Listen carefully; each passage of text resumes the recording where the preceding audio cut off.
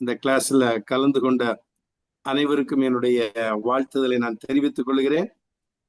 இது இரண்டாவது கிளாஸ். இது உங்களை சந்திப்பதிலே மிகவும் நான் மகிழ்ச்சி அடைகிறேன்.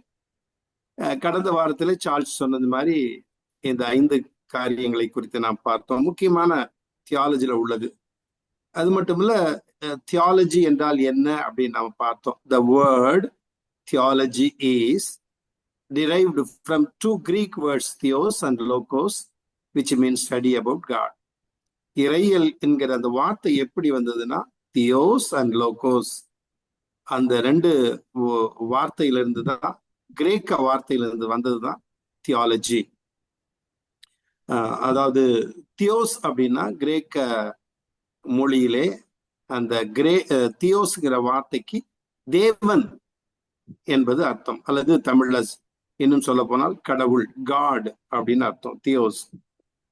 அதே சமயத்துல எபிரேய மொழியில ஏல் அல்லது ஏலோஹிம், ஏல் அல்லது ஏலோஹிம் என்று சொல்லி நம்ம கடந்த வாரத்திலே நம்ம பார்த்தோம். கடைசியாக நம்ம கடந்த வாரத்திலே பார்த்தது என்ன அப்படின்னா, மனோவா தேவனிடத்துல ஒரு கேள்வி கேட்கிறான். ஆண்டவரே, உம்முடைய நாமம், உம்முடைய பெயர் என்ன அப்படின்னு சொல்லி. அப்போ கர்த்தர் அவன்கிட்ட சொல்றாரு, என் நாமம் என்ன என்று நீ கேட்க வேண்டியது என்ன, அது அதிசயம் என்றார். அதை குறித்து நான் 3 மொழிபெயர்ப்பை சொன்னேன்.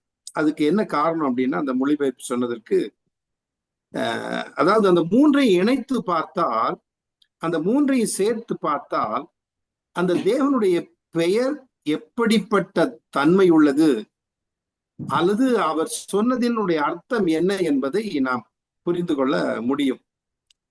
அதாவது என் நாமம் என்ன என்று கேட்கும் பொழுது ஆண்டவர் சொல்றாரு, NKJV என்ன சொல்றாருன்னா, seeing it is wonderful, seeing it is wonderful, இது அற்புதமானது, அது அதிசயமானது என்ற அர்த்தம். அது ஒரு மொழிபெயர்ப்பு. இரண்டாவது மொழிபெயர்ப்பு KJV, கிங் ஜேம்ஸ் வெர்ஷன்ல, சீயிங் இட் இஸ் சீக்ரெட், இது ஒரு ரகசியம், இது ஒரு ரகசியம். மூன்றாவது மொழிபெயர்ப்பு NIV, நியூ இன்டர்நேஷனல் வெர்ஷன்ல, இட் இஸ் பியாண்ட் அண்டர்ஸ்டாண்டிங், புரிந்து கொள்ளுதலுக்கு அப்பாற்பட்டது. இப்ப இந்த 3ஐயும் நம்ம சேர்த்தோம் அப்படின்னா, சீயிங் இட் இஸ் வண்டர்ஃபுல், அதிசயம். இரண்டாவது, சீயிங் இட் இஸ் சீக்ரெட், ரகசியம். அடுத்தது, இட் இஸ் பியாண்ட் அண்டர்ஸ்டாண்டிங், புரிந்து கொள்ளுதலுக்கு அப்பாற்பட்டது. 3ஐ சேர்ப்போம், அதிசயமானது, அதே சமயத்தில் ரகசியமானது. ஏனென்றால், ஏன் ரகசியமானது? புரிந்து கொள்ளுதலுக்கு அப்பாற்பட்டதாம். அப்ப அப்படின்னா என்னன்னா, ஆண்டவருடைய நாமத்தை நம்ம புரிந்து கொள்ளுவதற்கு அப்பாற்பட்டது அது. ஏன்னா அது ஒரு சீக்ரெட். அதான் பைபிள் வசனம் சொல்லுகிறது, தேவன் மாம்சத்தில் வெளிப்பட்டார். இட்ஸ் சீக்ரெட், அது கூட ஒரு ரகசியம் என்று அந்த வசனத்தை நம்ம பார்க்க முடியும். அப்படி என்றால் தேவனுக்கு யாரு பெயர் வச்சதில்லை, தேவனுக்கு யாரோ ஒருத்தர், இன்னும் பெரிய ஆளு ஒருத்தர் வச்சதில்லை. ஆமா, ஆண்டவர் தன்னை எப்படி வெளிப்படுத்துகிறார், படிப்படியாக வெளிப்படுத்துகிறார். தன்னுடைய பெயரை சொல்லி அந்த பெயரினுடைய அர்த்தம் என்ன என்பதை ஆண்டவர் சொல்லி தான் யார் என்கிறதை ஆண்டவர் வெளிப்படுத்துகிறதை பார்க்கிறோம். அதான் போன வாரத்தில் நம்ம பார்த்தோம். ரைட். இந்த வாரத்துல என்ன அப்படின்னா, எபிரேய மொழியில ஏல் அப்படின்னா தேவன், அதாவது ஒருமையில் சிங்குலர் ஏல். பன்மையில சொல்லணும்னா ப்ளூரல்ல ஏலோஹிம். சரி, இப்ப இந்த பழைய ஏற்பாட்டில் தேவனுக்கு ஏல் என்ற பதம் பயன்படுத்தப்படுகிறது. அதோடு சேர்ந்து வரும் கூட்டு பெயர்களை பார்க்க போகிறோம். இன்றைக்கு நம்ம என்ன பார்க்க போகிறோம்னா, ஏல் என்கிற அந்த தேவனோடு சேர்ந்து வரும் கூட்டு பெயர், ஏலோட சேர்ந்து வரக்கூடிய கூட்டு பெயரை நம்ம பார்க்க போகிறோம். முதலாவது அதாவது ஆதியாகமம் 17:1 கர்த்தர் தேவன் ஆபிரகாமுக்கு வெளிப்படும் பொழுது என்ன சொல்றாருன்னா, ஆபிரகாம் 99 வயதான போது கர்த்தர் ஆபிரகாமுக்கு தரிசனமாகி, நான் சர்வ வல்லமை உள்ள தேவன் என்று வெளிப்படுகிறார். யாருக்கு? ஆபிரகாமுக்கு. நான் சர்வ வல்லமையுள்ள தேவன். ஆங்கிலத்துல என்ன? ஆல் மைட்டி, இல்லையா? ஆல் மைட்டி, ஆல் மைட்டி, சர்வ வல்லமை உள்ள தேவன், ஆல் மைட்டி. ஆனால் ஹீப்ருல அந்த வசனத்துல நம்ம பார்க்கும் பொழுது எல் ஷடாய். எப்படி பாருங்களேன், எல் ஷடாய், அதாவது தேவனோடு சேர்ந்து வரக்கூடிய, ஏல் என்கிற தேவனோடு சேர்ந்து வரக்கூடிய கூட்டு பெயர். என்னது? ஏல் ஷடாய், ஏல் ஷடாய். அப்ப ஏல் என்றால் தேவன், ஷடாய் அப்படிங்கிறது என்ன அப்படின்னா, ஷடாய் என்று சொன்னால் அதனுடைய சரியான ஒரு அர்த்தம் நோட்ஸ்ல கூட நான் கொடுத்திருக்கேன். எல் ஷடாய், ஷடாய் அப்படின்னா breast feeder, breast, BREAST, breast feeder, FEEDER, breast feeder அப்படின்னா தாயை போன்று போஷிக்கிறவர். ஆமென். எல்ஷடாய் என்றால் என்ன? தாயை போன்று போஷிக்கிறவர். ஆனா நம்ம ஆங்கிலத்தில் அதை அப்படியே மொழிபெயர்க்கும் பொழுது almighty, almighty. I am El Shaddai, I am El Shaddai, நான் சர்வ வல்லமையுள்ள தேவன் என்று கர்த்தர் ஆபிரகாமுக்கு வெளிப்படுகிறதை பார்க்கிறோம். எல் ஷடாய், பிரஸ்ட் ஃபீடர் அப்படின்னா என்ன அப்படின்னா, ஆண்டவர் எல்லா தேவைகளையும் சந்திக்க வல்லமை உள்ளவர். நம்முடைய தேவைகளை, அனுதின தேவைகளை, நம்முடைய வாழ்க்கையின் எல்லா தேவைகளையும் சந்திப்பதற்கு அவர் போதுமானவராய் இருக்கிறார். அதான், எதுவும் அவரால் கொடுக்க முடியாது இல்லை. ஏன்? Almighty God. சோ எல்லாவற்றையும், உங்களுடைய தேவை, என்னுடைய தேவையை கொடுக்கிற தேவன் almighty God. El Shaddai, breast feeder, தாயை போன்று போஷிக்கிறவர். தாயை போன்று அந்த குழந்தைக்கு என்ன தேவையோ அத்தனை தேவையும் அந்த தாய் கொடுக்க போதுமானவர். அதை போல ஆண்டவர் எல் ஷடா என்ற நாமத்தில் ஆபிரகாமுக்கு வெளிப்படுகிறதை பார்க்கிறோம். 1-2 வசனத்தை மட்டும்தான் நம்ம பார்க்க போகிறோம். உதாரணமாக யாத்திராகம் 6:3 சர்வ வல்லமையுள்ள தேவன் என்னும் நாமத்தினால் நான் ஆபிரகாமுக்கும் ஈசாக்குக்கும் யாக்கோபுக்கும் தரிசனமானேன் என்று சொல்லி மோசையோடு யாத்திராகம் 6:3 வெளிப்படுகிறதை பார்க்க. அதிலும் எல் ஷடாய் என்கிற ஹீப்ரு பெயர் பயன்படுத்தப்பட்டிருக்கு. அப்ப கூட்டு பெயர் எல் என்ற தேவனோடு சேர்ந்து வரக்கூடிய கூட்டு பெயர் தான் ஷடாய், ஷடாய், எல் ஷடாய். ஒன்று. இரண்டாவது, இன்னொரு ஏல் அப்படிங்கிறதோடு கூட வருகின்ற கூட்டு பெயர் L L Elyon, L Elyon, ELYON, Elyon. L Elyon என்பது மிக உன்னதமான தேவனம்.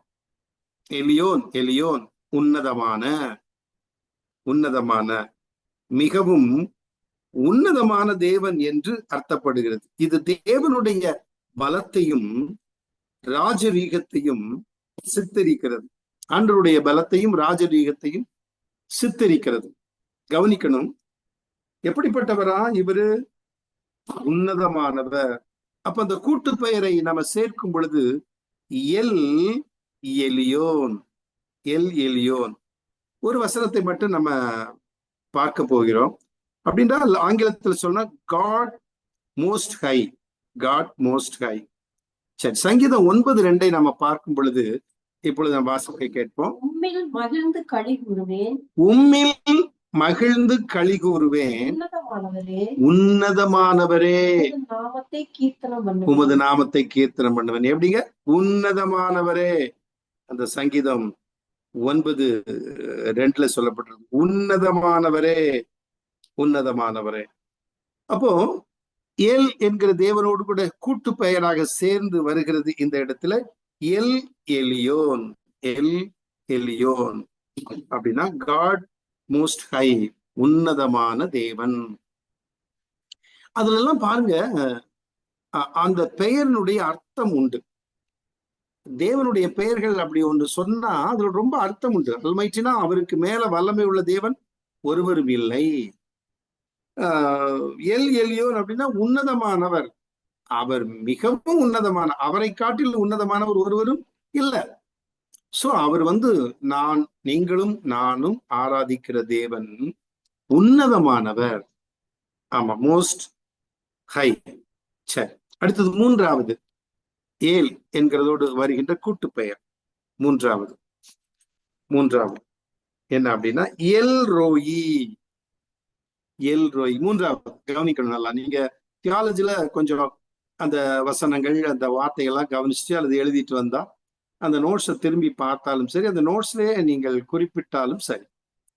மூன்றாவது பார்க்கும் பொழுது எல் ரோயி அல்லது எல் ரோய். எல் ரோய் என்பது அப்படின்னா காண்கிற தேவன் என்று அர்த்தப்படுகிறது. இது தேவனுடைய தனிப்பட்ட கவனிப்பையும் பிரசன்னத்தையும் குறிக்கிறது. தேவனுடைய தனிப்பட்ட ஒரு காரியத்தை, தனிப்பட்ட கவனிப்பு. என் மேல ஒரு கவனிப்பு இருக்கு ஆண்டவருக்கு. உங்க மேல ஆண்டவருடைய ஒரு கவனிப்பு இருக்குது. எப்படி? தனிப்பட்ட கவனிப்பு. நீ எல்லாருக்கும் ஆண்டவர் மனதுருகிற தேவன், எல்லாருக்கும் இரக்கம் பாராட்டுகிற தேவன். ஆனால் உங்கள் பெயரில் உங்களை குறித்து ஆண்டவர் தனிப்பட்ட ஒரு கவனிப்புடையவராக இருக்கிறார். உங்க மேல ஒரு கவனம் செலுத்துகிறார். உங்கள் மேல் கவனிப்பையும் அவருடைய பிரசன்னத்தையும் குறிக்கிறது. இது நம்ம பார்க்கும் பொழுது ஆதியாகமம் 16ஆம் அதிகாரத்துல நமக்கு தெரிந்த ஒரு பகுதி. இந்த இடத்துல சாராய், ஆபிரகாமனுடைய மனைவி, அவளுடைய அடிமை பெண்ணை ரொம்ப கொடுமையாய் நடத்துகிறாள் ஆகாரம். அதனால அந்த கொடுமை தாங்க முடியாம அவளை விட்டு ஓடி போறான். ஓடி போகும் பொழுது கர்த்தருடைய தூதனானவர் அவரை சந்திக்கிறார். பாருங்களேன், சந்திக்கும் பொழுது அந்த கர்த்தருடைய தூதனானவர் என்று சொல்லக்கூடிய அந்த ரெஸ்பெக்ட் வேர்டுல வர்றது எல்லாமே என்ன அப்படின்னா, அது கர்த்தர் தான் குறிக்கிறது. கர்த்தருடைய தூதன் என்றால் கர்த்தரே தான். அப்போ குறுக்கிடுகிற தேவன் அந்த இடத்துல குறுக்கிட்டு ஆகாரோடு பேசுகிறார். அப்போ அவள் பேசும் பொழுது அவள் சொல்லக்கூடிய ஒரு வார்த்தை தான் என்ன சொல்றா. அந்த சம்பவத்தை பார்க்கும் பொழுது ஆதியாகமம் 16:13 என்ன சொல்லப்பட்டிருக்குன்னா, அப்பொழுது அவள் கவனிச்சிங்களா? என்னை காண்பவரை நானும் இவ்விடத்தில் கண்டேன் என்று சொல்லி தன்னோட பேசின கர்த்தருக்கு நீர் என்னை காண்கிற தேவன் என்று பெயரிட்டார். கவனிச்சிங்களா? எப்படி அந்த வசனம் ரொம்ப அழகா சொல்லப்பட்டிருக்கிறது. அவள் ஆண்டவர் சந்தித்த உடனே, பயப்படாத, நீ ஒரு ஆண் பிள்ளைய பெறுவா, அவன் துஷ்டனா இருப்பான் அப்படின்னு எல்லாம் ஆண்டவர் சொல்றாரு, பேசுறாரு. அப்போ தன்னுடைய அந்த கொடுமை தாங்க முடியாமல் வீட்டை விட்டு ஓடி போகும் பொழுது ஆண்டவர் சந்திக்கிறார். கர்த்தருடைய தூதனாலும் சந்திக்கிறார். ஏன்? தனிப்பட்ட கவனிப்பு அவள் மேல் இருக்கிறது. நல்லா கவனிக்கணும். அந்த ஆகார் மேல் ஆண்டவர் ஒரு தனிப்பட்ட கவனிப்பை வைத்திருக்கிறார். உங்க மேலேயும் என் மேலேயும் அப்படித்தான் ஆண்டவர் ஒரு தனிப்பட்ட கவனத்தை வச்சிருக்கிறார். மறந்துடக்கூடாது. நம்ம ஏதோ தியாலஜில படிக்கிறோம்னா அந்த வார்த்தையை நம்ம அந்த கூட்டு பெயர் வரும் பொழுது அதனுடைய அர்த்தத்தையும் புரிந்து கொள்ள வேண்டும் இல்லையா? சரி, அப்போ அந்த இடத்துல அவ சொல்ற அந்த வசனத்தை மறுபடியும் வாசிப்போம். அப்பொழுது அவள் என்னை காண்பவரை, எப்படி பாருங்க, எப்படி சொல்ற பாரு, என்னை காண்பவரை. எப்படிங்க? என்னை காண்பவரை நானும் இவ்விடத்தில் கண்டேன் அல்லவா என்று சொல்லி தன்னோட பேசின கர்த்தருக்கு நீர் என்னை காண்கிற தேவன் என்று பேரிட்டாளா. பாருங்களா, கடந்த வாரத்துல பேசின ஒரு பகுதியை நான் உங்கள்கிட்ட பேசினேன். நம்முடைய நாமம் என்ன அப்படிங்கும் பொழுது ஆண்டவர் வெளிப்பட்டது எப்படி இல்ல, அற்புதமானவர், wonderful, secret, it is beyond understanding அப்படின்னு சொல்லி இல்ல கேட்கும் பொழுது, இப்போ ஆண்டவர் இவ பெயர் கேட்கல, இவளே, இந்த பெண்ணே ஆண்டவருக்கு பெயர் வைக்கிறார். என்ன? நீர் என்னை காண்கிறது, என் மேல் தனிப்பட்ட அக்கறை உள்ளவர், என் பிரச்சனை எல்லாவற்றையும் அறிந்த தேவன், என்னுடைய நெருக்கத்தையும் என்னுடைய போராட்டத்தையும் எல்லாவற்றையும் அறிந்து வைத்திருக்கிற தேவன், தனிப்பட்ட முறையிலே என் மேல் கவனம் செலுத்துகிற தேவன், என்னுடைய எல்லா சூழ்நிலையும் பார்க்கிற தேவன். சோ பெயர் வைக்கிறார், நீர் என்னை காண்கிற தேவன், எல் ரோயி, எல் ரோயி என்று பெயர் வைக்கிறார். God of seeing. காண்கிற தேவன்னா சி, லுக் அப்படிங்கிற ஒரு அர்த்தம். சரி, அடுத்தது நான்காவது தேவனோடு வரக்கூடிய கூட்டு பெயர் ஏல். நான் மறுபடியும் சொல்றேன், ஏல்னா தேவன். உங்களுக்கு நான் ஏற்கனவே சொல்லிட்டேன். எபிரேய மொழியில ஏல், கிரேக்க மொழியில தியோஸ் அப்படின்னு உங்களுக்கு சொல்லிட்டேன். தியாலஜினுடைய அடிப்படை இது, அதை புரிந்து கொள்ள வேண்டும். இப்ப நாலாவதாக அந்த ஏல் அப்படி அதோடு கூட சேர்ந்து வரக்கூடிய கூட்டு பெயர், சேர்ந்து வர பெயர் என்னன்னா ஏல் ஓலம். ஏல் ஓலம், இயல், ஏல் ஓலம், OLAM, ஓலம். ஏல் ஓலம் என்பது என்றென்றும் உள்ள அல்லது நித்தியமான தேவன். ஏல் ஓலம் அப்படின்னா நித்தியமான தேவன். நம்ம ஏற்கனவே பார்த்தோம், அவர் எட்டர்னல் காட், நித்தியமானவர் இல்லையா? 5 காரியத்தை பார்த்தோம். இங்க சொல்லப்பட்டிருக்கிறது ஏல் ஓலம். ஏல் ஓலம் என்பது என்றென்றும் உள்ள அல்லது நித்தியமான தேவன் என்று அர்த்தப்படுகிறது. இந்த பெயர் தேவனுடைய திருத்துவ நித்தியத்தையும், மன்னிக்கணும், நித்தியத்தையும் எல்லையற்ற பலத்தையும் சித்தரிக்கிறது. தேவனுடைய அந்த எட்டர்னல் அல்லது எவர் லாஸ்டிங், முடிவில்லாத, அழிவில்லாத, என்றென்றும் இருக்கக்கூடியவராக இருக்கிற நித்தியத்துவத்தையும் எல்லையற்ற பலத்தையும் சித்தரிக்கிறது. அது ஆதியாகமம் 21:33 ஆபிரகாம் பெயர் சபாவிலே ஒரு தோப்பை உண்டாக்கி சதா காலமுள்ள தேவனாகிய கர்த்தருடைய நாமத்தை அவ்விடத்தில் தொழுது கொண்டான் அப்படின்னு சொல்லப்பட்டிருக்கு. அவன் என்ன செய்தானா, ஆபிரகாம் பெயர் சபா அப்படிங்கிற இடத்துல, பெயர் சபாவிலே ஒரு தோப்பை உண்டாக்கி சதா காலமுள்ள தேவனாகிய கர்த்தர், சதா காலமுள்ள தேவனாகிய கர்த்தர் என்று சொல்லுகிறான். எப்படிப்பட்டவரா? சதா காலமுள்ள தேவனாகிய கர்த்தருடைய நாமத்தை. என்ன நாமம்? சதா காலமுள்ள தேவனாகிய கர்த்தருடைய நாமத்தை அவ்விடத்தில் தொழுது கொண்டான். இந்த இடத்துல நம்ம பார்க்கும் பொழுது சதா காலமும், எவர் லாஸ்டிங், எட்டர்னல், முடிவில்லாத, எவர் லாஸ்டிங் காட், ஏல் ஓலம். எவர் லாஸ்டிங் அப்படின்னா ஹீப்ருல ஓலம், OLAM, ஓலம். இந்த இடத்துல பெயர் ஷபா அப்படின்னு வருது பாத்தீங்களா? அது ஹீப்ருல பார்க்கும்போது Beersheba, BEER, Beersheba, SHEBA, Sheba. Beersheba அப்படின்னா 7 நீரூற்று அல்லது 7 கிணறுன்னு சொல்லலாம். 7 நீரூற்று அல்லது 7 கிணறு. அதாவது பீர் அப்படின்னா ஊற்று, ஊற்று. ஷெபா, ஷெபா 7. அப்ப 7 நீரூற்றுன்னு இடம். அந்த இடத்துலதான் ஆபிரகாம் என்ன செய்யறான், ஆண்டவருக்கு ஒரு தோப்பை உண்டு பண்ணி சதா காலம் உள்ள கர்த்தருடைய நாமத்தை தொழுது கொண்டான். எப்படிங்க? சதா காலம் உள்ள கர்த்தருடைய நாமத்தை தொழுது கொண்டான் என்று பார்க்கிறோம்.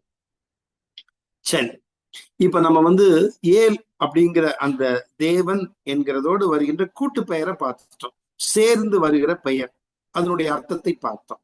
அடுத்தது இரண்டாவது முக்கியமான ஒரு கர்த்தருடைய நாமம் யாவே, யாவே அல்லது யெகோவா அல்லது இங்கிலீஷ்ல ஜெகோவா. அதாவது இது ஜெகோவா காம்பவுண்ட் நேம்ஸ், கூட்டு பெயர்கள்.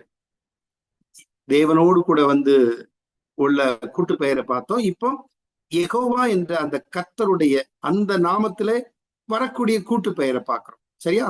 புரியும் நினைக்கிறேன் உங்களுக்கு. சரி, அப்போ யாவே கர்த்தர் என்ற பொதுவான பெயர் உடன்படிக்கையை காக்கின்றவரும் தாமே நிலையாக இருக்கின்றவருமான தேவனை குறிக்கிறது. இதன் தொடர்பில் 9 கூட்டு பெயர்கள் உள்ளன.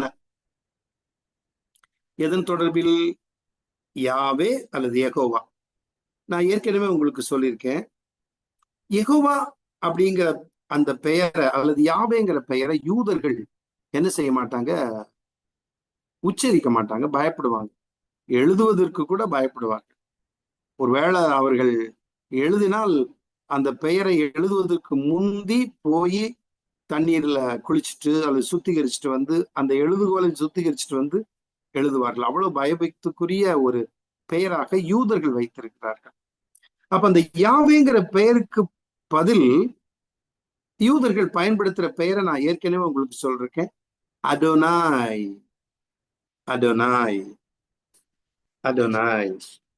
நான் உங்களுக்கு அதை ஏற்கனவே நான் சொல்லியிருக்கேன். அடோனாய் என்கிற அந்த பெயர். சரி, ஆமா, அடோனாய் அப்படிங்கிற அந்த பெயர் நான் ஏற்கனவே சொல்லியிருக்கேன்.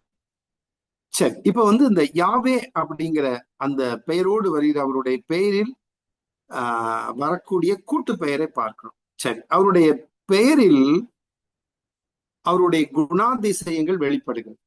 அந்த பெயர்ல நான் ஏற்கனவே சொன்னேன், அவருடைய குணாதிசயங்கள், அவருடைய கேரக்டர்ஸ் வெளிப்படுது. எப்படிப்பட்டவர், எப்படிப்பட்ட தன்மையுடையவர் அப்படின்னா நமக்கு அந்த பெயர்னால அப்படி வெளிப்படுறாரு. நமக்கு என்ன அப்படிங்கிறத நம்ம பார்க்கிறோம். சரி, இப்போ முதல்ல ஃபர்ஸ்ட் என்னன்னா, யெகோவா ஈரே, ஜெகோவா ஜெரே அப்படின்னா லார்ட் ப்ரொவைட்ஸ் என்பது கர்த்தர் பார்த்து கொள்ளுவார். அந்த வசனத்தை நம்ம வாசிச்சு பார்த்தோம்னா தெரியும். வாசிக்கலாமா? ஆதியாகமம் 22ஆம் அதிகாரம் 13-14 வசனத்தை நம்ம வாசிப்போமே. ஆதியாகமம் 22. ஆபிரகாம் தன் கண்களை ஏறெடுத்து பார்க்கும்போது இப்போ இந்த சம்பவம் நமக்கு தெரியும். ஈசாக்க பலியிட போகிறான். அப்ப பலிபீடத்துல வச்சுட்டான். என்ன ஒரு சூழ்நிலை! பலிக்கு மிருகம் என்ன? அங்க ஆச்சரியப்படுறான் ஈசாக். இந்த இடத்துலதான் இந்த வசனம் சொல்லுகிறது.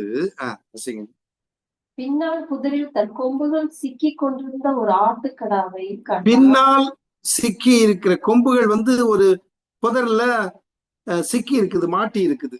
அதை கண்டான். அப்பொழுது ஆபிரகாம் போய் கடாவை பிடித்து அதை தன் குமாரனுக்கு பதிலாக தகன பலியை இட்டான். ஆபிரகாம் அந்த இடத்துக்கு இப்போ ஆண்டவர் அவன் என்ன செய்யறான்? ஆபிரகாம்னா இப்படிப்பட்ட சூழ்நிலையில அந்த இடத்திற்கு யாரு ஈசாக்கு சாகக்கூடிய சூழ்நிலை விட்டா ஒருவேளை பலி செலுத்தப்பட்டிருக்கும். ஆனா ஆண்டவர் அதை அனுமதிக்கல. கர்த்தர் அதுக்கு பதிலாக ஒரு ஆட்டுக்குட்டியை காண்பிக்கிறாங்க. அவன் பார்த்துட்டு என்ன பண்றான், போய் அந்த ஆட்டை எடுத்துட்டு வர்றான். அதுக்கு பதிலா பலி எடுக்கிறான். அப்ப என்ன சொல்லுகிறான், ஆபிரகாம் அந்த இடத்திற்கு யெகோவா ஈரே என்று பெயரிட்டான். அதனாலே கர்த்தருடைய பர்வதத்தில் பார்த்து கொள்ளப்படும் என்று இந்நாள் வரைக்கும் சொல்லப்பட்டு வருகிறது. என்னங்க, யெகோவாவோடு கூட சேர்ந்து வரக்கூடிய கூட்டு பெயரை பாருங்க, இல்ல கூட்டு பெயர் பாருங்க. யெகோவா ஈரே, ஈரே, யெகோவா ஈரே. கர்த்தருடைய பர்வத்தில் எல்லாம் பார்த்து கொள்ளும். ஆண்டவர் பார்த்துக்குவார் எல்லாத்தையும். நம்ம சில வேளைகள்ல யோசிக்கிறோம், என்ன நம்ம எப்படி இது தேவைகள் சந்திக்கப்படுமா, என்ன பண்றது புரியாம இருக்கிறோம். ஆனா இங்க ஆபிரகாம் என்ன அருமையான ஒரு பெயரை ஆண்டவருக்கு அந்த இடத்துல வைக்கிறான் பாருங்க. எல்லா தேவைகளையும் ஆண்டவர் ஏற்ற வேளையில கொடுக்கிறவர். Lord provides. யெகோவா ஜெரி அப்படின்னா லார்ட் ப்ரொவைட்ஸ் என்பது கர்த்தர் பார்த்து கொள்ளுவார், அல்லது கர்த்தர் எல்லாவற்றையும் அளிக்கிறார், நமக்கு கொடுக்கிறவராய் இருக்கிறார். இதுதான் அந்த யெகோவா ஈரே என்பதனுடைய பெயர். The Lord will see bracketல to it. The Lord provides. The Lord provides. ஆதியாகமம் 22:16. The Lord provides. ஆண்டவர் எல்லாம் கொடுக்கிறவர், அவர் பார்த்து கொள்ளுவார். அதுதான் யெகோவா ஈரே. நீங்களா சொல்லி பார்த்துக்குங்க, எங்கிட்ட சொல்லணும்னு சொல்லல, சொல்லி பார்த்துங்க. யெகோவா ஈரே ஒன்று. இரண்டாவது, யெகோவா அல்லது யாவே கூட சேர்ந்து வரக்கூடிய கூட்டு பெயர் Jehovah Nissi. Jehovah Nissi, Yahweh Nissi. Lord is my banner. Lord is my banner, என் கொடி. லார்ட் இஸ் மை பேனர் என்பது கர்த்தர் என் கொடி என்று பொருள். இங்க நல்லா கவனிக்கணும். இங்க பாருங்களேன், ஆரோனும் ஊரும் ஒருவன் ஒரு பக்கத்திலும் ஒருவன் மறுபக்கத்திலும் இருந்து மோசேயினுடைய கைகளை தாங்கினார்கள். யோசுவா அமலேக்கையும் அவன் ஜனங்களையும் முறியடித்தான். இது நமக்கு அந்த சம்பவம் தெரியும். அமலேக்கோடு யுத்தம் நடக்குது. கீழே யோசுவா அவனை சேர்ந்த படைகள் எல்லாம் சண்டை போடுறாங்க. இந்த இடத்துல என்ன ஆகுதுன்னா, மோசேயினுடைய கை உயர்த்தப்பட்டிருக்கும் பொழுது வெற்றி கிடைக்கிறது. அப்படியே அவனுடைய கை தாழும் பொழுது தோல்வி அடைகிறது. உடனே மோசேயினுடைய கை கீழே போகக்கூடாதுல்ல, அதுக்காக என்ன செய்யறாங்க, ஆரோனும் ஊரும் ரெண்டு பேரும், ஆரோன் ஊர் ரெண்டு பேரும் ஒருவன் ஒரு பக்கத்திலும் ஒருவன் மறுபக்கத்திலும் இருந்து மோசேயினுடைய கைகளை தாங்கினார்கள். அப்படி அந்த கை அப்படியே தாங்கும் பொழுது கை அப்படியே இருக்குது, கீழே வரல. ஏன்னா ரொம்ப நேரம் தூக்கி பிடிக்கும்போது கீழே வரும், தளர்ந்து போகும், முடியாது. ஆனா மோசே ஒரு பக்கத்திலையும் ஆரோன் ஒரு பக்கத்திலையும் அந்த கையை தாங்குறாங்க. கவனிக்கணும். அதனால ஆரோனும் ஊரும் அப்படி தாங்குறதுனால யோசுவா ஜெயிச்சிடறான். அமலேக்கையும் அவன் ஜனங்களையும் முறியடித்தான். சோ எதனால? ஆரோனும் ஊரும் மோசேயினுடைய கையை தாங்கினால வெற்றி பெற்றுறாங்க. வெற்றி பெற்ற பிறகு யாத்திராகமம் 17:15 நம்ம பார்க்கிறோம். யாத்திராகமம் 17:15 அத நம்ம பார்க்கும் பொழுது வாசிப்போமா? அது யாத்திராகமம் 17ஆம் அதிகாரம் 15ஆம் வசனம். மோசே ஒரு பலிபீடத்தை கட்டி அதற்கு யெகோவா நிசி என்று பெயரிட்டான். அப்படின்னா என்ன? கர்த்தர் என் கொடி. இன்னும் அது வேற மாதிரி சொன்னா கர்த்தர் என்னுடைய வெற்றி கொடின்னு கூட சொல்லலாம். அப்போ ஆண்டவர் நமக்கு வெற்றி கொடுக்கிறவர், நமக்கு கொடியா இருக்கிறார். அவருடைய பேனருக்கு கீழே தான் இருக்கும் இல்ல. அது இங்கிலீஷ்ல சொல்ல எகோவா நிசிக்கு வந்து லார்ட் இஸ் மை பேனர், அவர் என்னுடைய பேனரா இருக்கு. ரைட், வெற்றி கொடியாக அதற்கு கீழ் நான் இருக்கிறேன். சரி, மூன்றாவது யெகோவா என்கிற அந்த கர்த்தருடைய பெயரோடு வரக்கூடிய கூட்டு பெயர் மூன்றாவது யெகோவா ராஃபா. யெகோவா ராஃபா அப்படின்னா த லார்ட் ஹூ ஹீல்ஸ் என்பது குணமாக்கும் கர்த்தர் அல்லது கர்த்தர் நமது பரிகாரி என்று பொருள். கர்த்தர் நம்முடைய பரிகாரி என்று பொருள். ஆனா என்னுடைய ஆசிரியர் டாக்டர் கால்கோக் அவர்கள் டீச் பண்ணும் பொழுது ஏதோ இது வந்து குணமாக்குற கர்த்தர் என்பது மட்டும் அல்லன்னு சொல்லிட்டு அவர் விளக்கம் கொடுத்தார். எதற்கு யெகோவா ராஃபா? எப்படின்னா இந்த வீவிங் நடக்கும், இந்த நூல் துணி நெய்யும் பொழுது நான் நேர்ல பார்த்திருக்கேன். ஒரு கிராமத்துல நின்று நான் பார்த்திருக்கேன். அந்த துணி நெய்யும் பொழுது அந்த தறி ஓடிட்டே இருக்கும். இந்த காலத்திலயும் இருக்குது, வேற மிஷின் இருக்குது. ஆனா அந்த தறி ஓடிட்டு இருக்கும் பொழுது ரெண்டு கல்லு நான் என்னுடைய கண்களில் பார்த்தேன். அதை எங்களுடைய ஆசிரியர் டீச் பண்ண பிறகு அதை நான் பார்க்கும் பொழுது புரிந்து கொண்டேன். ரெண்டு கல்ல ஒரு இதுல கெட்டி போட்டிருக்கும், கயிறுல. இந்த ரெண்டு கல்லும் கெட்டி போட்டிருக்கும் பொழுது அந்த ரெண்டு கல்லும் என்ன பண்ணா உரசுமா. எங்க ஆசிரியர் அதை சொன்னாரு. இந்த ராஃபாங்கிறது எப்படி வந்துச்சு, எதுல இருந்து வந்ததுன்னு சொன்னார். அப்ப இந்த ரெண்டு கல்லும் அந்த தறி ஓடிட்டே இருக்கும் பொழுது என்ன ஆகும், இந்த ரெண்டு கல்லும் அப்படியே உரசும். இந்த ரெண்டு கல்லும் அப்படி உரசும். எப்படி? ராஃபா ராஃபா ராஃபா ராஃபான்னு. கவனிங்க,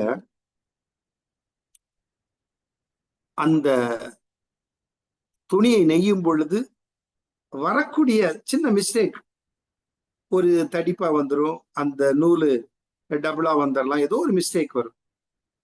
அந்த சின்ன பாதிப்பை உடனே சரிப்படுத்திடுவாங்க. உடனே சரிப்படுத்தி அது இருந்த இடம் தெரியாம என்ன செய்திருவாங்க, அதை அப்படியே வீவ் பண்ணிடுவாங்க. அப்படி ஆண்டவர் நம்முடைய வாழ்க்கையில் உங்களுடைய என்னுடைய வியாதியை என்ன பண்ணுகிறாரா? லார்ட் வீவ் அவர் சிக்னஸ், நம்முடைய சுகவீனத்தை, நம்முடைய வியாதியை, பலவீனத்தை குணமாக்குறவல்ல, இருந்த இடம் தெரியாதபடி மறைய பண்றார். அதான் அந்த கல்லுல இருந்துதான், அந்த உரசுற கல்லு சத்தத்துல இருந்துதான் ராஃபாங்கிறது வந்துச்சான். யெகோவா ராஃபா ராஃபா ராஃபா ராஃபா ராஃபா. வண்டர்ஃபுல். ஆண்டவர் எவ்வளவு ஆச்சரியமானது. எங்க ஆசிரியர் சொல்லும் பொழுது எங்களுடைய கண்களில் அப்படி கண்ணீர் வந்தது. நம்முடைய கர்த்தர் எவ்வளவு அற்புதமானவர் பார்த்தீங்களா? வியாதியை குணமாக்குறவர்ல இருந்த இடம் தெரியாதபடி மறைய பண்ணுகிற தேவன் யெகோவா ராஃபா. உங்களுக்கு ஆண்டவர் யெகோவா ராஃபாவா இருக்கிறார். தியாலஜி படிக்கிறது ஏதோ தியாலஜில சில குணநலன்கள் கர்த்தரை பற்றி படிக்கிறதோடு அல்ல. என் வாழ்க்கையில் அந்த பெயர் எப்படி, அந்த பெயருடைய அர்த்தம் எப்படி என் வாழ்க்கையில் செயல்படுது, உங்க வாழ்க்கையில் எப்படி செயல்படுது. ரைட். அப்போ யெகோவா ராஃபா அப்படின்னா லார்ட் கர்த்தர் என்ன செய்ற, வீவ் அவர் சிக்னஸ், என்னுடைய அந்த வியாதியை இருந்த இடம் தெரியாதபடி மறைய பண்ணிடுறார். Right, okay. Jehovah Rapha. நாலாவது வந்து Jehovah Shalom. Jehovah Shalom. Jehovah Shalom. Jehovah Shalom அப்படின்னா லார்ட் இஸ் பீஸ் என்பது சமாதானத்தின் கர்த்தர் என்று பொருள். எப்படிங்க? சமாதானத்தின் கர்த்தர். ஒரு வசனத்தை நம்ம வாசிக்க நான் விரும்புகிறேன். நியாயாதிபதிகளின் புஸ்தகம், ஒருவேளை நீங்க வாசிக்கிற அந்த கூட வாசிக்கலாம். ஆதியாம், யாத்திரம், லேவியரம், என்னாகும், யோசுவா, நியாயாதிபதிகள் 6:24. நியாயாதிபதிகள் 6ஆம் அதிகாரம் 24 வாசி. அங்கே கிதியோன் கர்த்தருக்கு ஒரு பலிபீடத்தை கட்டி கிதியோன் என்கிற ஒரு நியாயாதிபதி ஆண்டவர் உருவாக்குறார். அவனை குறிச்சு சொல்லப்பட்டிருக்கிறது. அங்கே கிதியோன் ஒரு பலிபீடத்தை கட்டி கர்த்தருக்கு ஒரு பலிபீடத்தை கட்டி யெகோவா ஷாலோம் அதற்கு யெகோவா, பாத்தீங்களா, அதற்கு யெகோவா ஷாலோம் என்று பெயரிட்டானா. அப்படியே அந்த ஹீப்ரு வேர்டே வருது. ஒரு சில இடங்கள்ல அந்த ஹீப்ரு வேர்டு நான் சொன்னதெல்லாம் வருது. இங்க சொல்லப்பட்டிருக்கிறது, அங்கே கிதியோன் கர்த்தருக்கு ஒரு பலிபீடத்தை கட்டி அதற்கு என்ன செய்தானா, யெகோவா ஷாலோம் என்று பெயரிட்டான். எப்படிங்க யெகோவா ஷாலோம் அப்படின்னா என்ன? லார்ட் இஸ் பீஸ், சமாதானத்தின் கர்த்தர், சமாதானத்தின் கர்த்தர். யூதர்கள் என்ன பண்ணுவாங்க, ஒருத்தர் பார்க்கும் பொழுது ஷாலோம் ஷாலோம் அப்படிம்பாங்க. நம்ம பிரைஸ் எல்லாம் சொல்றோம் பார்த்தீங்களா, நம்மளும் ஷாலோம் சொல்லலாம், நல்லது. இயேசு கிறிஸ்து சொன்னார் தெரியுங்களா, ஒரு வீட்டுக்குள்ள போகும் பொழுது நீங்க என்ன செய்யுங்க, அந்த வீட்டை வாழ்த்துங்க. எப்படி? சமாதானம்னு சொல்லுங்க. சமாதானத்துக்கு பாத்திரரா இருந்தா அது அங்க போய் தங்கும், இல்லைன்னா உங்கள்கிட்ட திரும்பி வந்துடும் அந்த ஆசீர்வாதம், அந்த சமாதானம், இல்ல? அப்போ ஒரு வீட்டுக்குள்ள போகும்போது ஒரு வாழ்த்து சொல்லணும். என்ன வாழ்த்து? சமாதானம், ஷாலோம் ஷாலோம். சரி, 4வது யெகோவா ஷாலோம் என்று அவன் அந்த பலிபீடத்திற்கு பேரிட்டான். ஷாலோம் என்று பெயரிட்டான். சரி, 5வது யெகோவா அல்லது யாவே சாபோத், சாபோத் அல்லது யெகோவா ஷபயோத். ஷபயோத் 2 பதமும் சொல்லலாம். யாவே அல்லது யெகோவா ஷாபோத் அல்லது யெகோவா ஷபயோத். அப்படின்னா லார்ட் ஆஃப் ஹோஸ்ட் என்பது சேனைகளின் கர்த்தர் என்பது அர்த்தம். எப்படி? சேனைகளின் கர்த்தர். சேனைகள் என்பது சில வேளைகளிலே சர்வ வல்ல அல்லது இராணுவம் என்று மொழிபெயர்க்கப்பட்டுள்ளது.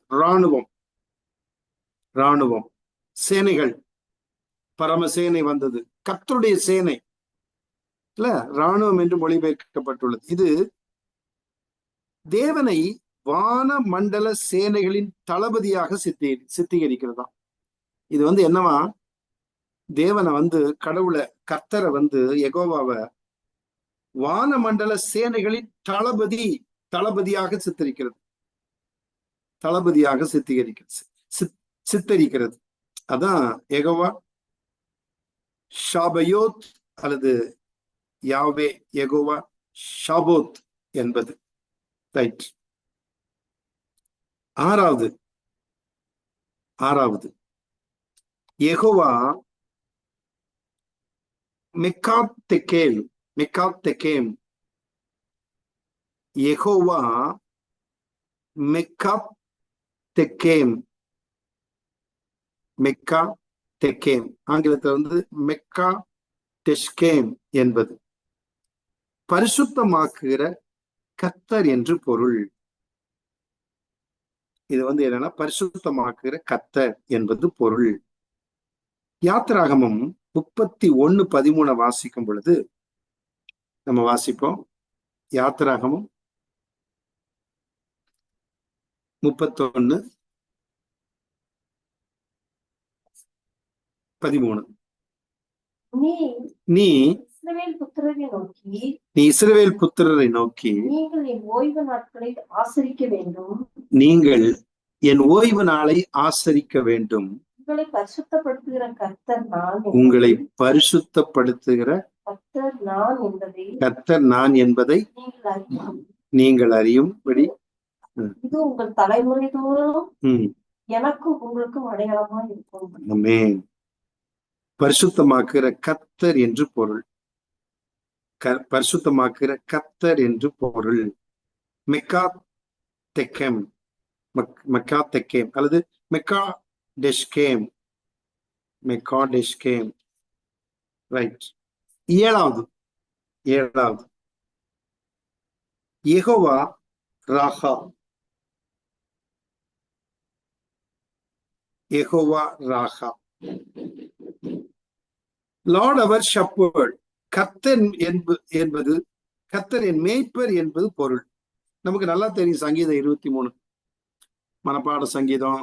சின்ன பிள்ளைகள் சண்டே ஸ்கூல்ல சொல்லுவாங்க, கர்த்தர் என் மேய்ப்பரா இருக்கிறா, நான் தாழ்ச்சியிடையே இல்ல. கர்த்தர் என் மேய்ப்பரா, the Lord is my shepherd, I shall not want. நமக்கு எல்லாருக்கும் தெரியும். யெகோவா ராஹா, இத சரியா சொல்லணும்னா யெகோவா ரா, யெகோவா ரா, ராஹாங்கிறது கூட இல்லாம யெகோவா ரா, யெகோவா ரா, யெகோவா ரா, RAAH, ரா, யெகோவா ரா, யெகோவா ரா. அப்படின்னா கர்த்தர் என் மேய்ப்பரா இருக்கிறார்.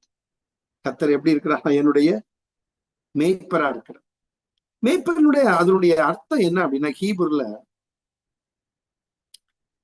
ஒரு விதத்துல என்னை ஆண்டவர் என்ன செய்கிறாரா, காண்கிறவராய், பார்க்கிறவராய், என் மேல் கவனம் வைத்திருக்கிறவராய் இருக்கிறாராம். என் மேல நோக்கமா இருக்கிறார். என் மேய்ப்பர் அப்படின்னா, ஒரு மேய்ப்பன் தன்னுடைய மந்தையை மேய்க்க விட்டுட்டு அப்படியே பார்த்துட்டே இருப்பான். ஆடு எங்க போகுது, ஒருவேளை ஓனாய் வந்துருமோ, ஒருவேளை கரடி வந்துருமோ, ஒருவேளை சிங்கம் வந்துருமோ. இல்ல, வந்திருக்கு தாவீதுடைய வாழ்க்கையில. அதை உணர்ந்து தாவீது சொல்லுகிறான், நான் ஒரு மேய்ப்பன், நான் ஆடுகளை மேய்த்து கொண்டிருக்கிறேன், நான் மேய்ப்பன். கர்த்தர் எப்படி இருக்கிறாரா, நான் எப்படி ஆடுகளுக்கு மேய்ப்பனா இருக்கிறேனோ அதே போல கர்த்தர் எனக்கு மேய்ப்பரா இருக்கு. கர்த்தர் என் மேய்ப்பர். The Lord is my shepherd. Lord our shepherd. கர்த்தர் என் மேய்ப்பர் என்பது பொருள். சங்கீதம் 23:1. யெகோவா ரா, யெகோவா ரா, அந்த ராஹாங்கிறத காட்டில் யெகோவா ரா ஒரு மீனிங்ல ரோஹி அப்படிங்கிறதும் சொல்லலாம். எப்படின்னா, சீயர், பார்க்கிறவர், என் மேல் கவனம் வைத்து, என் மேல் அக்கறை வைத்து என்னை பார்த்து கொண்டே இருக்கிறவர் மேய்க்கும் பொழுது. Lord is my shepherd. சரி, அடுத்தது எட்டாவது, யெகோவா சித்கேனு. யெகோவா சித்கேனு என்பது கர்த்தர் நமது நீதி என்று பொருள். என்னங்க? கர்த்தர் எனது நீதி என்பது பொருள். கர்த்தர் எனது நீதி என்பது பொருள். ஒரு வசனத்தை நம்ம வாசிப்போம். எப்படியா? கர்த்தர் என்னுடைய நீதி, ஆண்டவர் தான் என்னுடைய நீதி. வாசிப்போமா? எரேமியா 23:6. எரேமியா 23:6.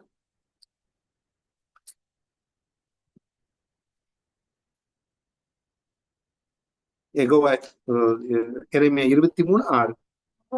அவர் யூதா ரட்சிக்கப்படும், இஸ்ரவேல் சுகமாய் வாசம் பண்ணும், அவருக்கு நாமம் நமது நீதியாய் இருக்கிற கர்த்தர் என்பதே. நமது நீதியா இருக்கிற அவருக்கு இடும் நாமம் நமக்கு நீதியா இருக்கிற கர்த்தர் என்பதே. பாத்தீங்களா? நீதியா இருக்கிற கர்த்தர் என்பதே. அப்ப யெகோவா சித்கேனு அப்படின்னா கர்த்தர் நமது நீதி என்று பொருள். கர்த்தர் நம்முடைய நீதி என்று பொருள். கவனிச்சிங்களா? எல்லாம் அர்த்தம் இல்லாத பெயர்கள் அல்ல. யெகோவா என்கிற பெயரோடு வருகிற கூட்டு பெயர்கள். அதிலும் மிக அர்த்தம் உள்ளது. நம்ம பார்த்ததெல்லாம் அர்த்தம் உள்ளது. நீங்க புரிந்திருப்பீங்க. ரொம்ப சிம்பிளா தான் உங்களுக்கு சொன்னேன். கடைசியா 9வது, யெகோவா ஷம்மா. யெகோவா ஷம்மா என்பது கர்த்தர் அங்கே இருக்கிறார் என்பது பொருள். கர்த்தர் அங்கே இருக்கிறார். அல்லது இன்னும் சொல்ல போனா கர்த்தர் என்னோடு இருக்கிறார். அங்கே தூரத்துல இல்ல, என்னோடு இருக்கிறார். யெகோவா ஷம்மா, யெகோவா ஷம்மா. எசேக்கியேல் 48:35 வாசிப்போம். ஒரே வசனம். யெகோவா ஷம்மா.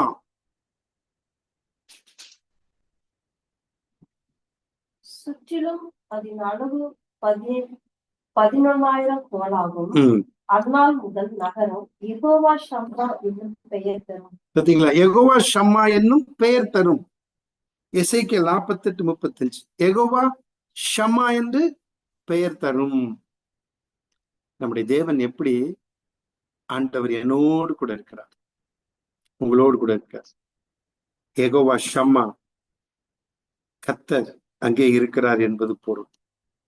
கர்த்தர் கூட இருக்கிற தேவன். ரைட். 9 காரியத்தை பார்த்தோம். இப்ப நல்லா நம்ம 2 காரியத்துல கூட்டு பெயரை பார்த்தோம். ஒன்று ஏல், தேவன் என்பதில் வரக்கூடிய கூட்டு பெயர். இரண்டாவது யாவே அல்லது யெகோவா என்கிற அந்த பெயரோடு வருகிற கூட்டு பெயர். இதுல ஒரு 9 பெயரும் இதுல ஒரு 4 பெயரும் நம்ம பார்த்தோம். நம்ம பார்த்துட்டோம். சரியா? ரைட். இப்போ இன்னும் ஒரு சிலதை பார்த்து நம்ம முடிச்சுட்டு கத்தரி சித்தமானா பிப்ளியாலஜிங்கிற சப்ஜெக்ட் நான் சார்ல்ஸுக்கு அனுப்பியிருந்தேன். அதையும் கொஞ்சம் நம்ம பார்த்துடலாம். சரி, இப்ப நம்முடைய தேவன் எப்படி இருக்கிறார் அப்படின்னா திருத்துவம், பிதா, குமாரன், பரிசுத்தாவியானவராகிய தேவன் என்று சொல்றோம். திருத்துவம் கவனிக்கணும். பைபிள்ல ட்ரினிட்டி அல்லது திருத்துவம் என்கிற பெயர் வர்றதில்லை. திருத்துவம் பைபிள்ல இல்லை, உண்மைதான். யாராவது கேட்ட இருக்குதா? இல்ல.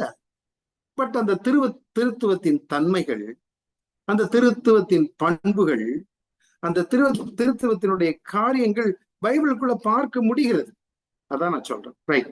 கொஞ்சம் வேகமா பார்க்கலாம். தேவ திருத்துவம், கர்த்தரின் எடுத்துரைப்பு. திருத்துவம் என்ற வார்த்தை வேதாகமத்தில் காணப்படவில்லை என்றாலும் இதன் கருத்தானது தெளிவாகவே வேதாகமத்தின் படியானதாகும். இல்லைனாலும் இதனுடைய கருத்து வேதாகமத்தின் படியானதாகும்.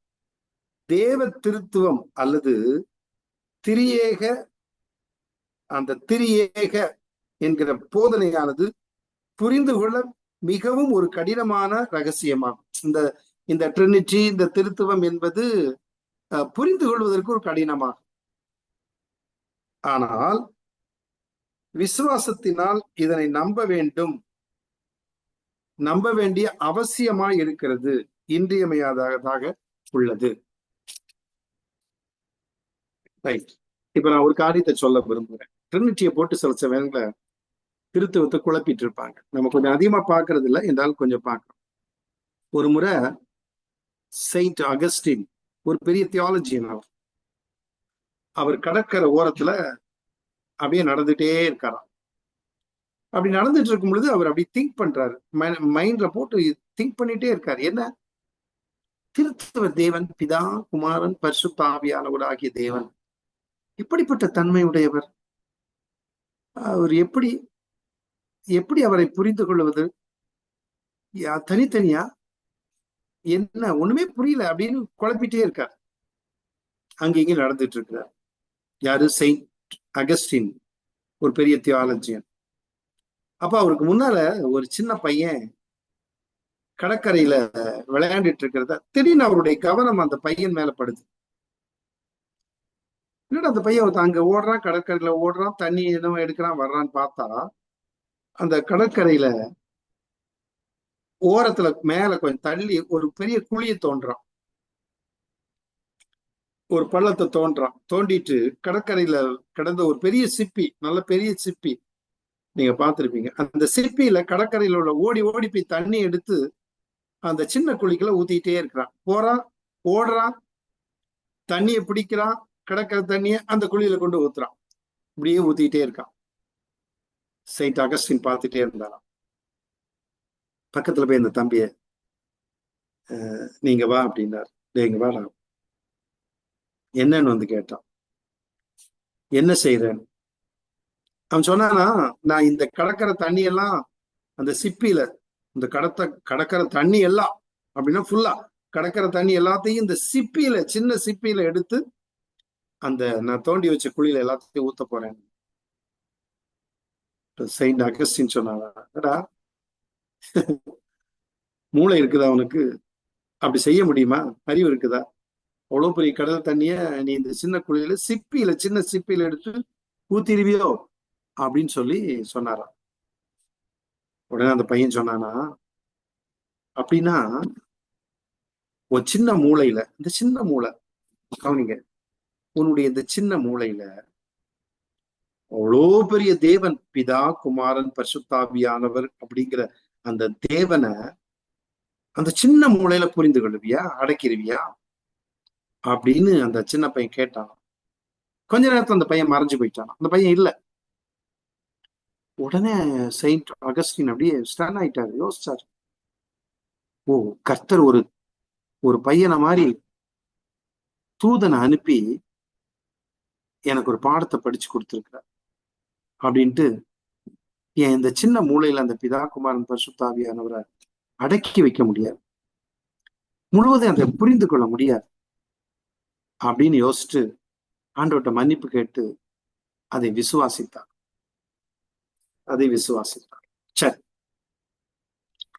அடுத்தது உறவு முறைகளின் வரைபடம் அப்படின்னு நான் போட்டிருக்கேன். இந்த உறவு முறைகளின் வரைபடம் அப்படின்னு போட்டிருக்கேன்.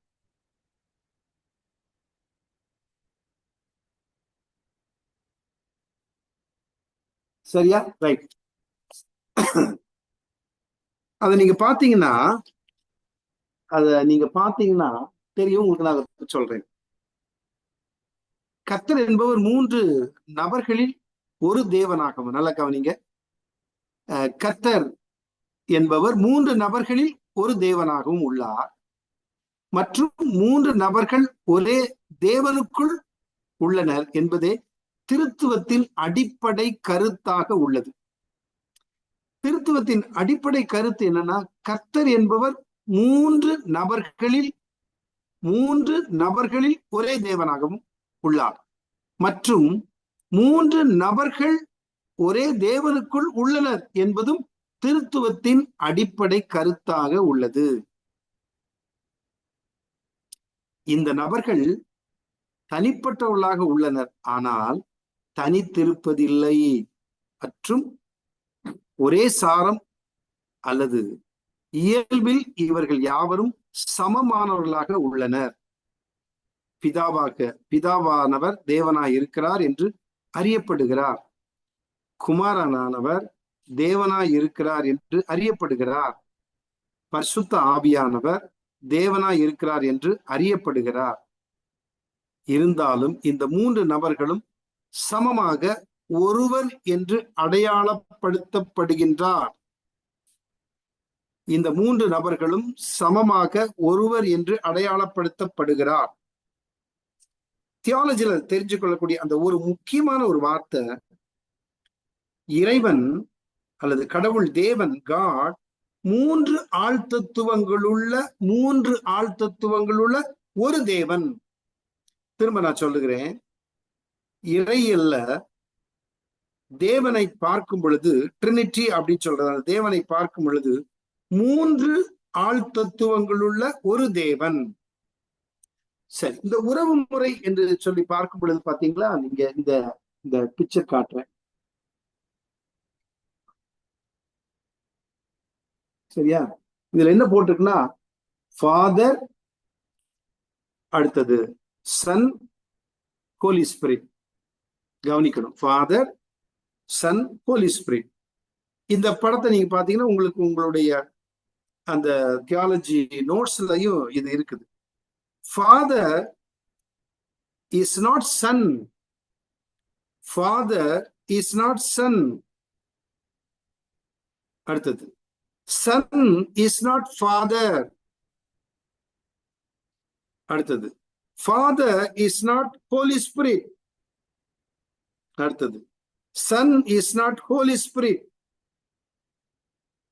அடுத்தது, Holy Spirit is not Father. அடுத்தது, Holy Spirit is not Son அப்படின்னு இந்த பிக்சர் போட்டு என்னன்னா, உறவு முறைகளின் வரைபடம்னு போட்டு. அப்படின்னா பிதா குமாரன் அல்ல, குமாரன் பிதா அல்ல, குமாரன் பிதா அல்ல, பிதா பரிசுத்த ஆவியானவர் அல்ல, குமாரன் பரிசுத்த ஆவியானவர் அல்ல, பரிசுத்த ஆவியானவர் பிதாவல்ல, பரிசுத்த ஆவியானவர் குமாரன் அல்ல. இது ட்ரினிட்டி என்கிறதுல படிக்கிறோம். ஆனா அதே சமயத்துல பிதாவுக்குள் கிறிஸ்து இருக்கிறார், கிறிஸ்துவுக்குள் பரிசுத்த ஆவியானவர் இருக்கிறார். மூன்று மூன்று ஆள் தத்துவங்கள் உள்ள ஒரே தேவன். அதான். சரி, அடுத்தது இந்த படம் போட்டிருக்கேன். இது வந்து உங்களுக்கு நீங்க படிச்சு பார்த்துக்குங்க. அதே போல வந்து ட்ரினிட்டி அப்படிங்கிறதெல்லாம் எப்படி வந்தது அப்படிங்கிறத நான் இந்த இதுல கொடுத்துருக்கேன், அந்த நோட்ஸ்ல கொடுத்துருக்கேன். திருத்துவ என்ற வார்த்தையை முதலில் பயன்படுத்திய 2 கிறிஸ்தவ போதகர்களின் பெயர்களை குறிப்பிடவும், அவர்கள் திருத்துவத்தை குறிப்பிட பயன்படுத்திய வார்த்தைகள் என்ன அப்படின்னு ஒரு கொஸ்டின் பண்ணி பதில் கீழே போட்டிருக்கேன். Origin of the word Trinity. First Theophilus of Alexandria, அவர் பயன்படுத்த அந்த வார்த்தை ட்ரையஸ், TRIAS, ட்ரையஸ். ரெண்டாவது டெர்ட்டுலியன், அவர் பயன்படுத்தின வார்த்தை ட்ரினிடாஸ். சரி, எகிப்தில் இருக்கின்ற அலெக்சாண்டராவில் தியோப்ளஸ் ட்ரையஸ் என்கிற வார்த்தையை பயன்படுத்தினார். முதல் இந்த ட்ரையஸ் அப்படிங்கிற வார்த்தையை பயன்படுத்தினது யாருன்னா, எகிப்தில் இருக்கக்கூடிய அலெக்சாண்டரியாவில் உள்ள தியோப்ளஸ் அப்படிங்கிறவர் பயன்படுத்தினார். இரண்டாவது இறையியல் வல்லுனர் டெர்ட்டுலியஸ் ட்ரினிட்டாஸ் என்ற வார்த்தையை பயன்படுத்தினார். தெர்த்துலியன் என்கிற சபை பிதா இந்த வார்த்தையை பயன்படுத்தினார். சரி, இது வந்து ட்ரினிட்டியை பற்றி உள்ள காரியம். நீங்க அதை படித்துக் கொள்ளலாம். ஒருவேளை புரியலன்னா நீங்க என்கிட்ட கேட்கலாம். ரைட், அடுத்தது 13வது பேஜ், கடைசி பேஜில் உள்ளதை நான் நடத்தி முடிக்கிறேன். பழைய ஏற்பாட்டில் திருத்துவத்திற்கு ஆதாரமான வசனங்கள். ஆதியாகமம் 1:26 வசனம் என்ன சொல்லுதுன்னா, நமது சாயல் நமது ரூபம். ஆண்டவர் மனுஷனை உண்டாக்கும் பொழுது நமது சாயல், என் சாயல் அப்படின்னு சொல்லாம, ஒருமையில் சொல்லாமல் நமது சாயல் நமது ரூபம் அப்படிங்கிறார். அப்போ அந்த இடத்துல ட்ரினிட்டி அப்படிங்கிற வார்த்தை வராட்டியும் அந்த திருத்துவ தன்மை வருகிறதை பார்க்கிறோம்.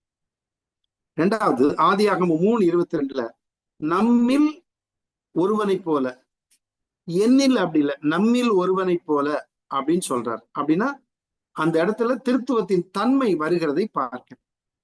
மூன்றாவது ஆதியாகமம் 11:6-7 வசனம், நாம் இறங்கி போய், இந்த பாபேல் கோபுரத்துல இது பண்ணும்போது நாம் இறங்கி போய், நான் இறங்கி போய் இல்லை, நாம் அப்படிங்கிறார்.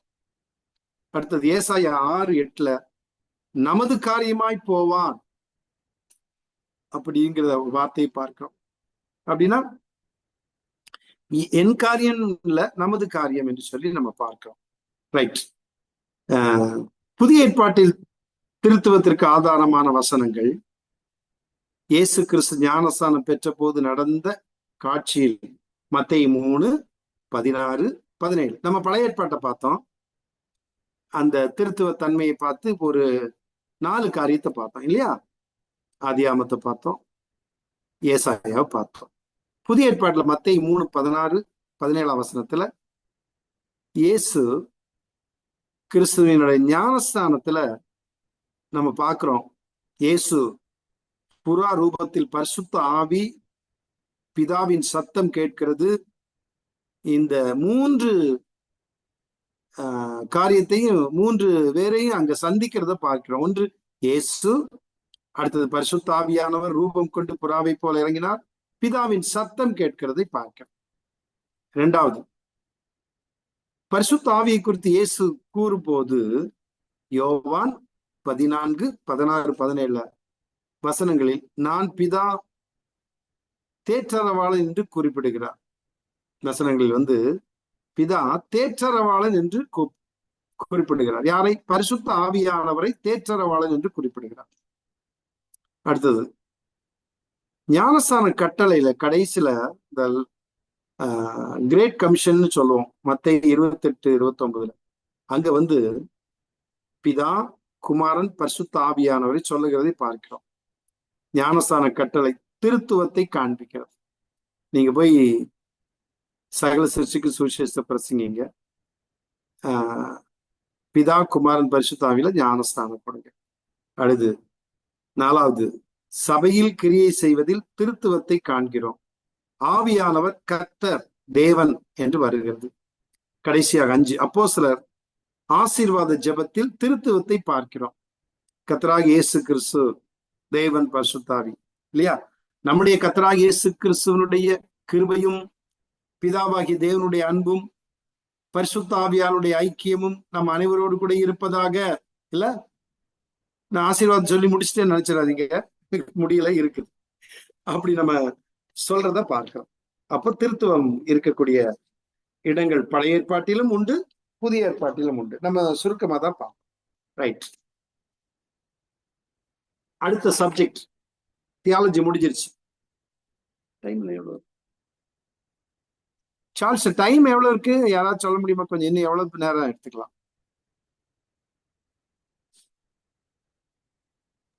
ஹலோ, டைம் ஆல்மோஸ்ட் ஆயிடுச்சு, ரெடி. அப்படியா? சரி, இது ஒரு இன்ட்ரோடக்ஷன் மட்டும் சொல்லிடலாமா? Okay okay. பிப்ளியாலஜி, பிப்ளியாலஜினா வேதாகம இயல். இதை நான் கொஞ்சம் சொல்ல போறேன். முதல்ல திருமறை என்பது அல்லது வேதம் என்றால் என்ன அப்படின்னு பார்க்கணும். ரொம்ப இன்ட்ரெஸ்டான சப்ஜெக்ட். நான் ஒரு இன்ட்ரோடக்ஷன் மட்டும் நான் சொல்றேன். வேதம் என்றால் என்ன? முதலாவது, யூதர்கள் தங்களுடைய வேதத்தை என்ன பெயரில் சொன்னார்கள், எப்படி அழைத்தார்கள் அப்படின்னா டனாக் அப்படிம்பாங்க. யூதர்கள், நல்லா கவனிங்க, யூதர்கள் தங்களுடைய வேதத்தை எப்படி சொன்னார்கள்? டனாக் அப்படின்னாங்க. யூதர்கள் டனாக்னாங்க, TANAK என்று சொன்னார்கள். டனாக்னு எழுதினார்கள். இந்த டனாக்ங்கிற பெயர் எப்படி வந்தது? யூதர்கள் பயன்படுத்தின வேதத்தினுடைய பெயர் மறந்துடாதீங்க. ஒரு சின்ன இன்ட்ரோடக்ஷன் மட்டும் கொடுக்குறேன். டனாக். இந்த டனாக்ங்கிற பெயர் எப்படி வந்துச்சு? யூதர்கள் டனாக்னு தன்னுடைய வேதத்தை சொல்றாங்க. நீங்க எபிரேய பைபிளை பாத்தீங்கன்னா அதுல போட்டிருக்கும், டனாக்னு போட்டிருக்கும். அல்லது சில வேளைகள்ல தோரா, நெவீம், கெட்டுவீம்னு 3 போட்டிருக்கும். அந்த ஹீப்ரு பைபிள் நான் வச்சிருக்கேன், அதுல அப்படி இருக்கும். சரி, அடுத்த முறை நான் உங்களுக்கு காட்டுறேன். ரைட், இந்த டனாக்னு எப்படி பேர் வந்துச்சா, யூதர்கள் தன்னுடைய வேதத்தை 3 பிரிவா பிரிச்சிருக்காங்க. 3 பிரிவா. ஒன்று தோரா, ஒன்னு என்னங்க? தோரா. 2வது நெவீம்.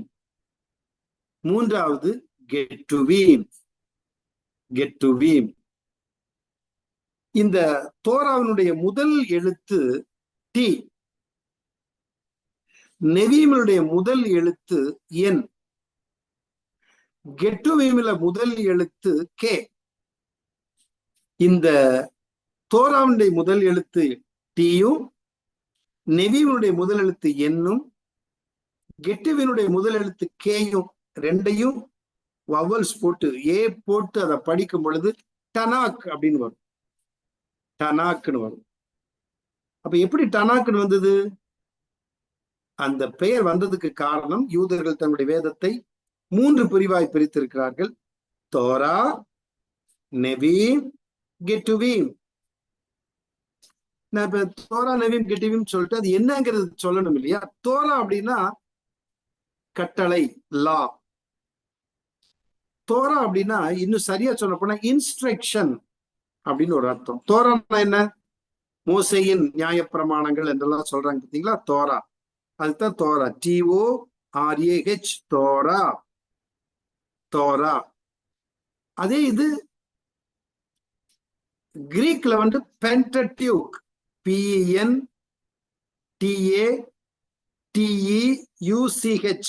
பென்டடியூக் அப்படின்னா 5 ஆகமங்கள், 5 சுருள்கள் என்று பொருள். சரி, அப்ப எபிரேய மொழியில யூதர்கள் வேதத்தை 3 பிரிவாய் பிரித்திருக்கிறார்கள். ஒன்னு தோரா, லா, கட்டளை அல்லது இன்ஸ்ட்ரக்ஷன். இரண்டாவது நெவீம், ப்ராஃபட்ஸ், தீர்க்கதரிசிகள். ப்ராஃபட்ஸ், நெவீம், NEEVIEEM, நெவீம், நெவீம், தீர்க்கதரிசிகள். மூன்றாவது கெட்டுவீம், KETUVEEM, கெட்டுவீம், ரைட்டிங்ஸ் அல்லது பொயட்டிக்கல் புக்ஸ், சங்கீதங்கள். இந்த சொற்றொடர்களின் முதல் எழுத்துக்களால் உருவானது. இந்த சொற்றொடர்கள் எது? தோரா, நெவீம், கெட்டுவீம். இந்த 3 சொற்றொடர்களின் முதல் எழுத்துக்களை வைத்துதான் TNK, டனாக், TANAK, டனாக். அப்ப யூதர்கள் பயன்படுத்துகிற அந்த வேதத்திற்கு பெயர் என்ன? டனாக். எப்படி அந்த டனாக்னு பேர் வந்துச்சு? தோரா, எபிரேய மொழியில தோரா, நெவீம், கெட்டுவீம், இந்த 3 பெயரையும் முதல் எழுத்தை எடுத்து வைக்கும் பொழுது TNK, டனாக் என்று வருகிறது. சரி, ரொம்ப இன்ட்ரெஸ்டான சப்ஜெக்ட்.